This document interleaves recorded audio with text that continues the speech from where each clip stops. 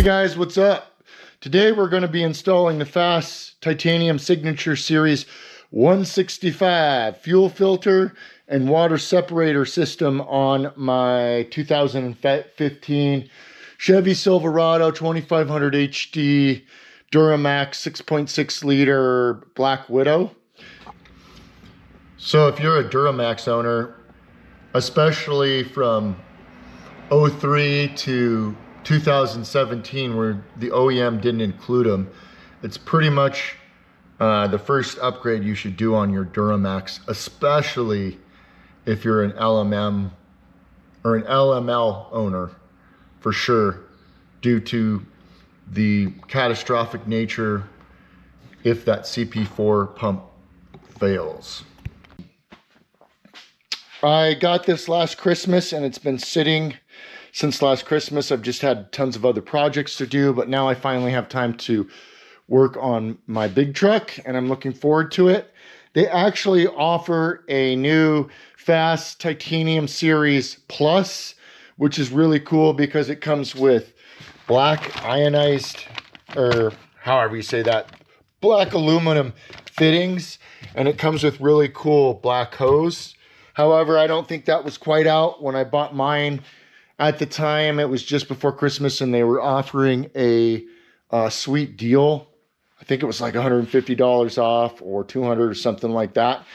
This kit is the no drop kit, so it comes with a sump, and it's really nice build quality. Looks like billet aluminum. So at the time, I also purchased an awesome grab bag of merchandise, and I'll show you that in a different clip. But yeah, looking forward to it. I think I already have it mostly all of the way unboxed. As you can see, there's the actual pump and filters, the hose fittings. We're going to start with the wiring harness / wiring loom. I'm going to bring this up to the truck and kind of fit it. I'm going to custom cut it down. It comes with this add-a-fuse, which I'm not a big fan of these crimp connectors, so I'm probably going to eliminate that and solder it right on, shrink tube it. And comes with these like eyelet connectors for the battery. We're going to dress those up nicely. So yeah, we'll bring it up to the truck and get it fitted. Okay, so as you can see, I've kind of roughly fit the wiring harness in. Here, let me see if this light turns on. Yes, it does. Okay, so I've roughly fit the wiring harness back to where the pump goes. Just kind of ran it right on top of the frame rail here, right where the existing factory wire loom is, right behind it. Nice and neat all the way up to the engine. We'll get up there in a second. Here's the slack left over, which is very tolerable, and we'll coil that up and strap it nicely when it comes time to putting the pump on. As far as the where I went up, right by the firewall on the driver's side, right there, you can see right on top of the wheel well here, right next to the factory wire loom. It's pretty easy, took about 5 minutes. I just wanted to pull it in there and see, I got a bunch of slack that I gotta pull out, but that's all right. Just wanted to pull it in there and kind of roughly see what we were looking at, because I also wanted to mount it up in here in the engine bay. And so here is the relay part. I'm going to tack that right on the back of the firewall, nice and neat. And then you have three leads, one going back to the pump, one going to the battery, which supplies the unit with power, which is this long piece. You could cut this down to size if you wanted to, but messing around with these kind of connectors is not really fun.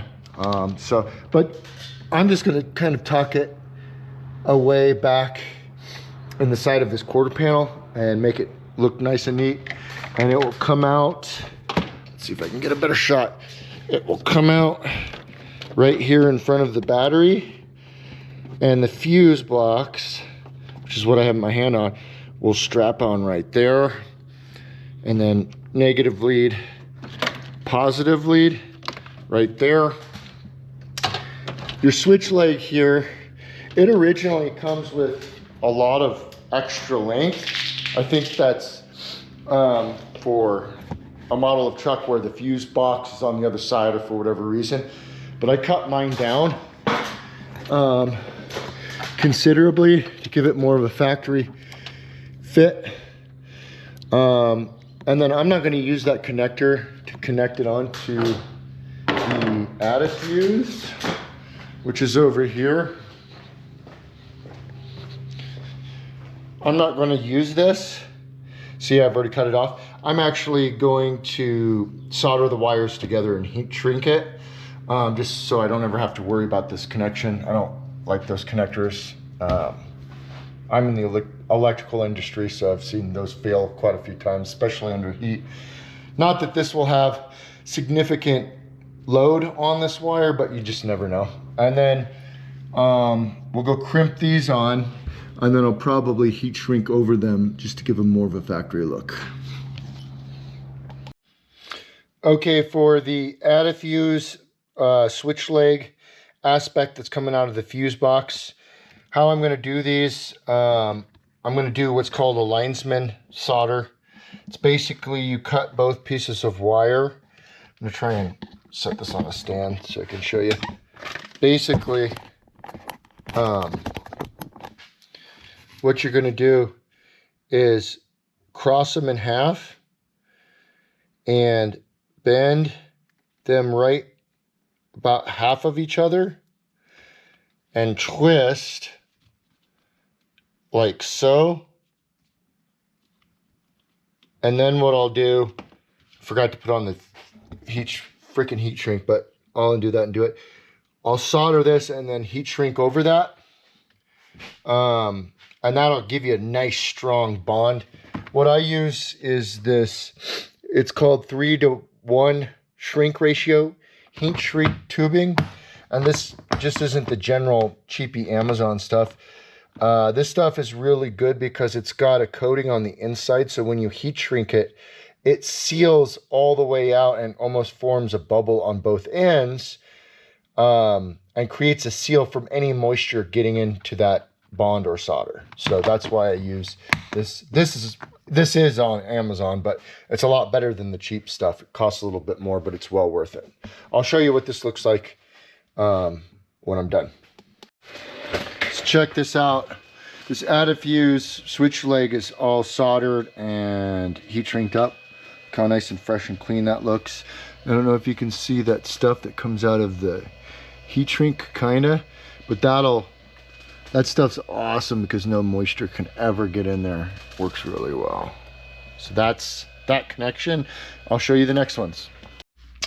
Okay, on these guys, you want to grab your crimpers and make sure you use the insulated tab, not the non-insulated, because you could damage it. You want to use the insulated tab.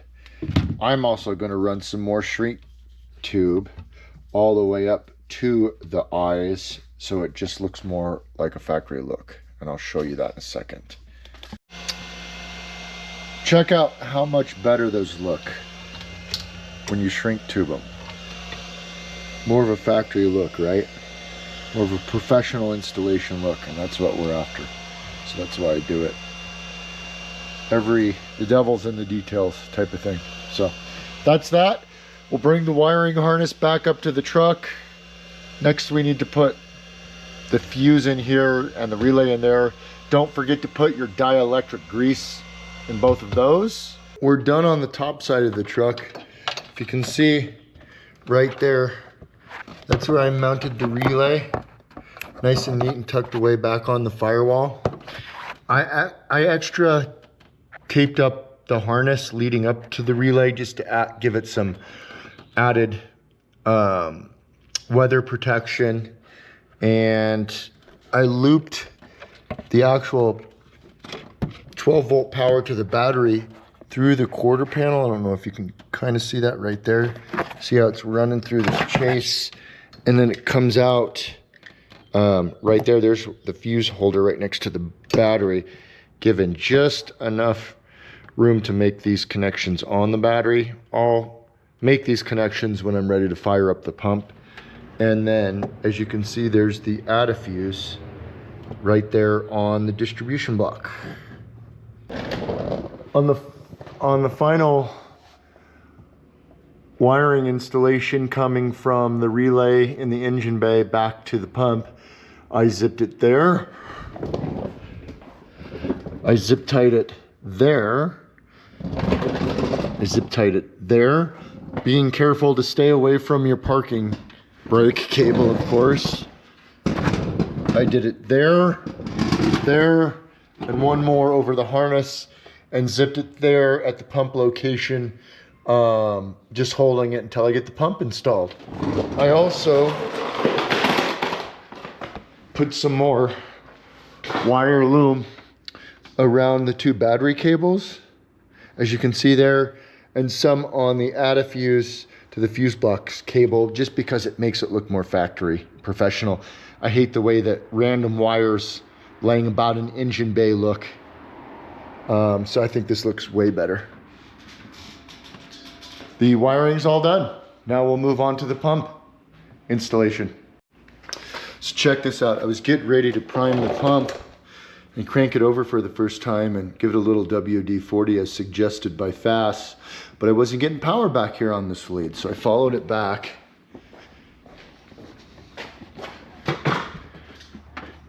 Checked my fuse on the main power, and that was good. Checked my fuse. Both of those fuses were good. Redid the connection for the switch leg going to the relay. Tested the relay with my meter. The meter checked out. So it was kind of puzzling. And then what I found by looking, I don't know if you can see this, but the connectors are actually coming out of this fucking harness. So gotta undo all the zip ties and get some slack so I can pull this up, undo it, push all the connectors back up into the receiver of the harness. So check it out. Right here is the dirty culprit. I took this thing apart, and this thing's sticking out, this one terminal, which is our switch leg that tells the relay to loop power through it. Damn it. Anyway, I'm just hoping this was all that was wrong. So I'm gonna fix this and retry it. Key on. Look at that. You see that? That one stupid connector. So now we're good to go. That was the problem. So put everything back together and get back to the point where we were. God dang it, everyone. Holy smokes. Tested the pump. It ran great. Shot some WD-40 into it. I've done the pre-mount of the bracket. I think I have it on backwards, but we'll see here in a few minutes and check that out. The next step after you've got the electrical all squared away and tested and the pump WD-40, you remove this one bed bolt from, let me get under here, that location, sorry. So it's that location right there. Let me get some light on it, a little bit more light for you. It's the one right by the frame rail hole. I don't know if you can see that or not. It comes out pretty easy. Well, it did on this truck because this truck doesn't have any rust. If your truck's got a lot of rust or corrosion, I suggest that you spray some PB Blaster on that before you start any of this. Like the first thing you do when you do this install, so you can break that bolt loose, but mine came out pretty easy. The factory bolt is a 19 or an 18 millimeter, and the one that Fass gives you is a 19 millimeter. Goes in pretty easy. I have it in there snug but not tight, so I can position the pump around how I like it. Okay, so I've got the pump all mocked up and fit and leveled out. Looks pretty damn good.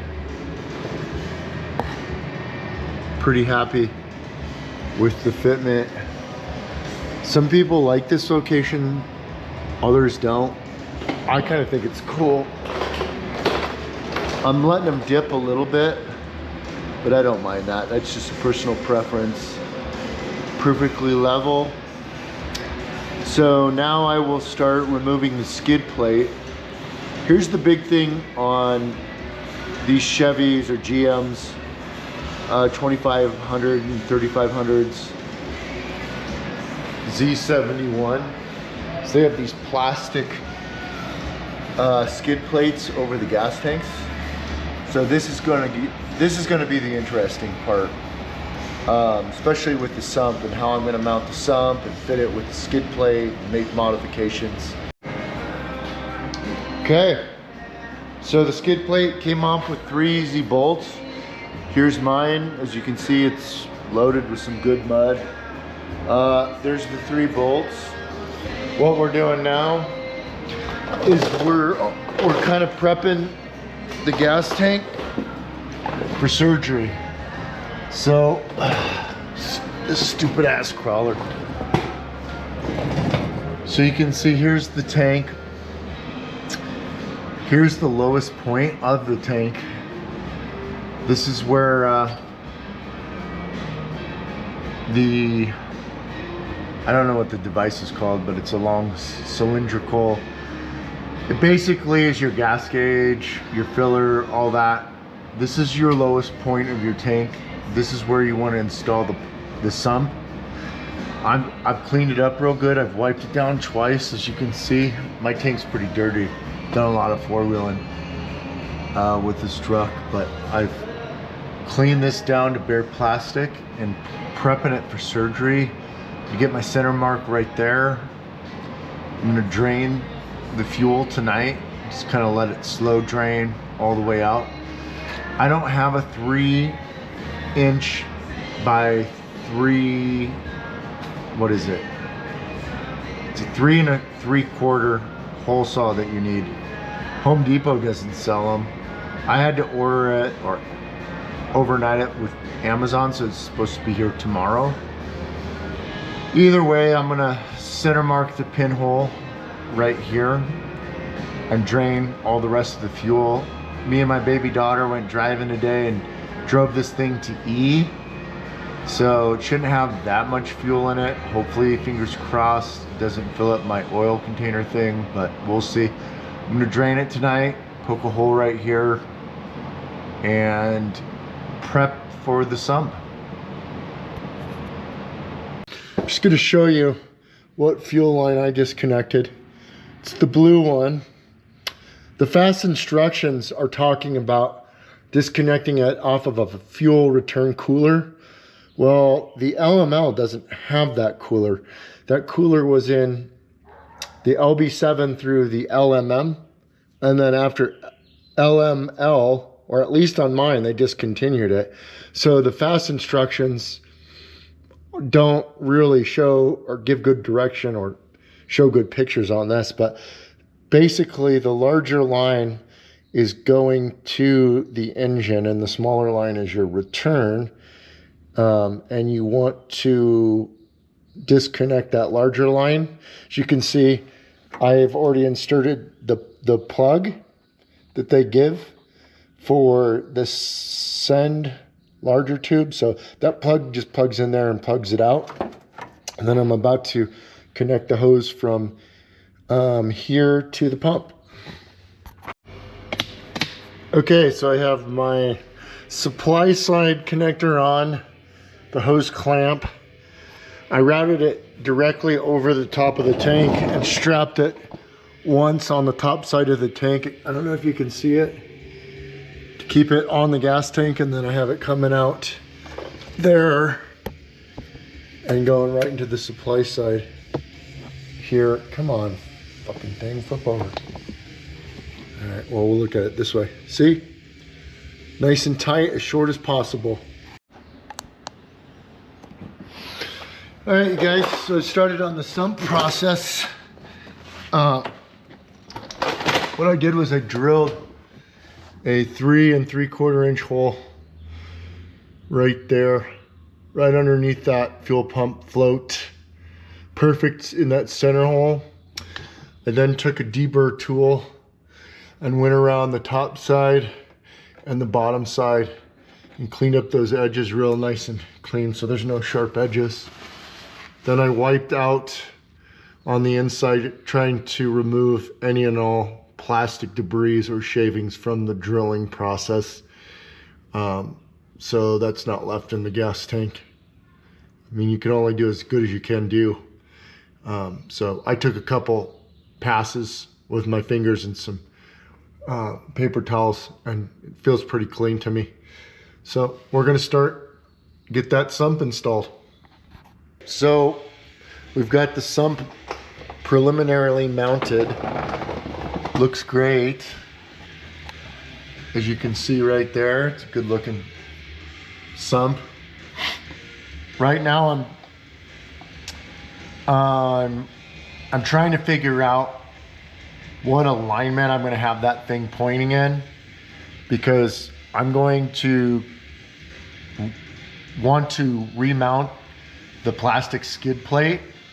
So I'm already predicting that I'm gonna have to modify it, like probably cut a hole around the sump, and then I'd like for it to kind of help hold the fuel lines going up the side of the tank and then back down in to the Fass.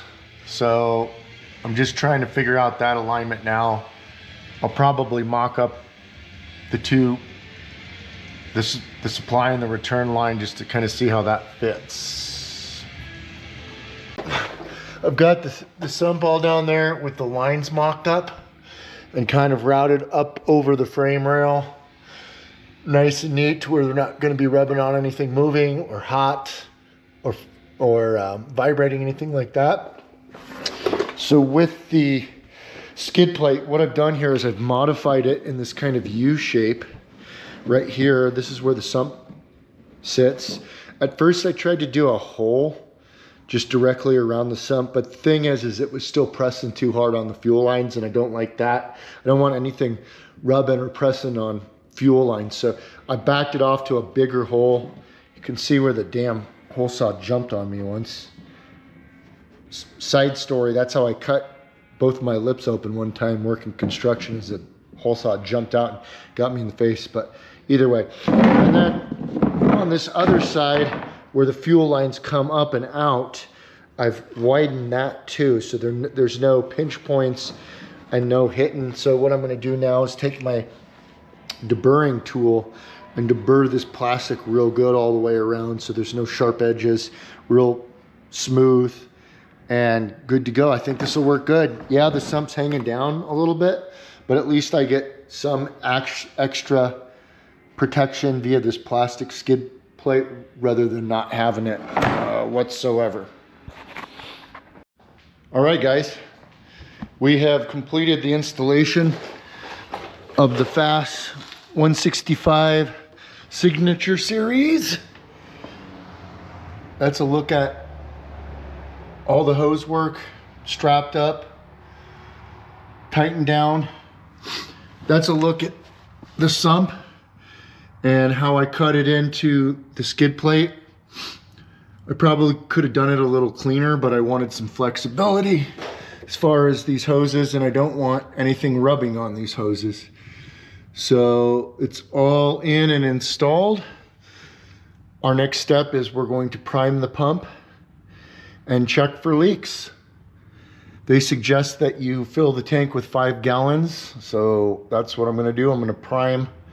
First, I'm gonna fill it, watch for leaks, and then I'm gonna prime the pump and make sure the pump operates. I have filled the tank with 5 gallons. So far, so good, no leaks. So now we're gonna go to the priming process, which involves turning the key on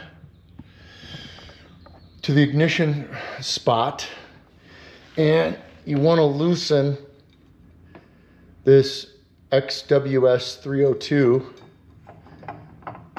to where it's just loose. And turn the pump on until fuel gets into the pump and there's an audible change in the motor sound, and fuel starts coming out the top of this.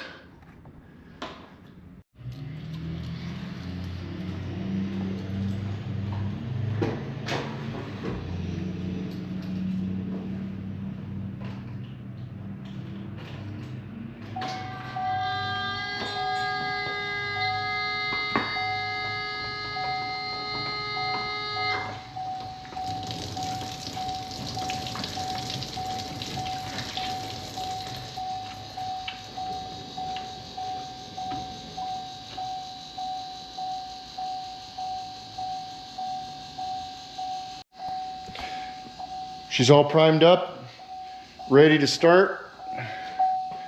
Here we go.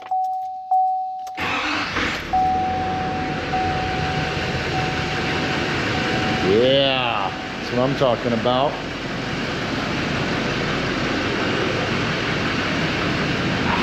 Not seen any leaks so far. So far, so good. So we're gonna let her run for a little while, pull her out into the driveway and let her run, and then go take her and fill her tank. Hey guys, so in conclusion, if you've made it to the end of this video, I really appreciate you watching and checking it out. Couple things. So overall, the install went pretty well. I really like the product that Fass has to offer. The installation was pretty straightforward, and it runs pretty well. I like it. The only hiccup in the road that I encountered was when I was going over the instruction manual.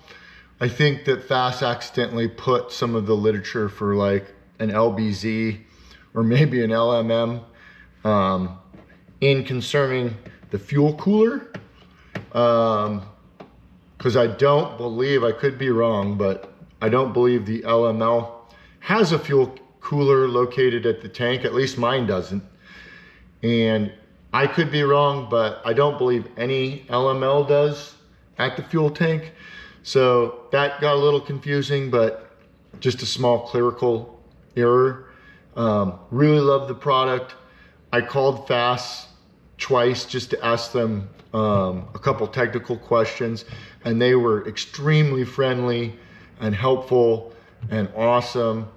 And I really enjoyed working with them, and I will be a customer for a long time with them. Really like that company a lot. Really like the product.